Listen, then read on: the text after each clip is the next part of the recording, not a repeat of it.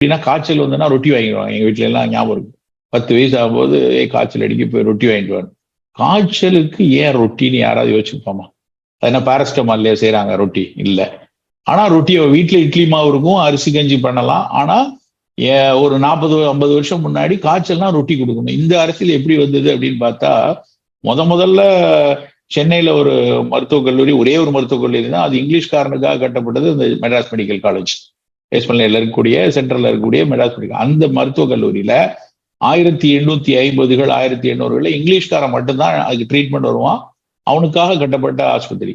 அங்க ஒரு ஆங்கிலேய போர் வீரர்கள், அதிகாரிகள்லாம் போகும்போது காய்ச்சலுக்கு அவங்க போனாங்கன்னா அவர்களுக்கு மாத்திரையை கொடுத்துட்டு போகும்போது ஒரு ரொட்டியும் கொடுத்துருவாங்க. அது அவங்க நாட்டு வழக்கம், அந்த இங்கிலீஷ்காரங்க சாப்பிட்ற ரொட்டி. அப்போ கொஞ்ச நாளுக்கு அப்புறம் என்ன ஆச்சுன்னா அந்த ஆஸ்பத்திரி திறந்து விட்டாங்க, எல்லாரும் பயன்படுத்திக்கலாம் அப்படின்னு. அப்போ மற்ற மக்கள்லாம் அங்க போக ஆரம்பிச்ச உடனே அவங்களுக்கும் மாத்திரையை கொடுத்துட்டு கூடயே ரொட்டியும் கொடுத்தாங்க.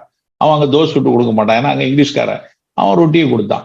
நம்மால் என்ன நினைச்சிட்டாங்கன்னா, ஓ, மாத்திரையை போட்டு இந்த ரொட்டி சாப்பிட்டாதான் உடம்பு சரியாகும் போல அப்படின்னு நினைச்சு, அது கர்ண பரம்பரை கதை மாதிரி உலகம் முழுக்க பரவுச்சு, தமிழ்நாடு முழுக்க பரவுச்சு.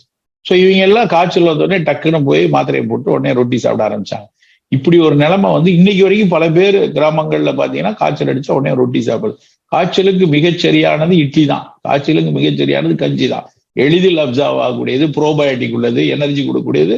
பல வகையில இட்லி வந்து மேலப்பட்டது. இது எப்படி மெதுவா வந்து ரொட்டி கம்பெனிக்கான ஒரு பெரிய விஷயங்கள் உருவாச்சோ, அதே மாதிரி இன்னைக்கு வந்து பல உணவுகளை அவங்க வந்து இப்போ ஒரு கோதுமையை மென்மையாக்கணும், வெள்ளை வெளையர்னு ஆக்கணும், அதை வந்து நல்ல உப்ப வைக்கணும், இப்படி பல விஷயங்களை அவங்க தொடர்ந்து செய்து கொண்டே இருக்கிறாங்க.